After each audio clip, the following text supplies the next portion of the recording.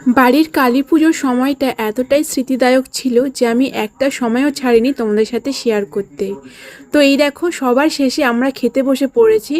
পুজোর পরে আমরা যেহেতু উপবাস ছিলাম, মা বাবা আমি আরও কয়েকজন মিলে আমরা খেতে বসে পড়েছি টেবিলে। আর তখন বাজে প্রায় 12টা থেকে 12:30।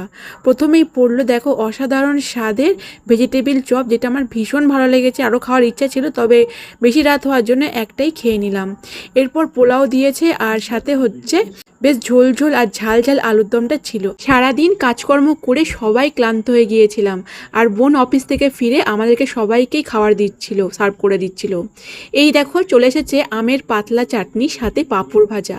অমায়িক টেস্ট ছিল, মানে কি বলবো এই টেস্টের কথা, আমার তো দারুণ লেগেছিল। এরপর রসগোল্লা আর ছিল সন্দেশ। প্রত্যেকটা খাওয়ার যেন মায়ের মতোই সুন্দর ছিল, যেহেতু মায়ের প্রসাদ তো অবশ্যই ভালো হবে। তো চলো, ভিডিওটা কেমন লেগেছে অবশ্যই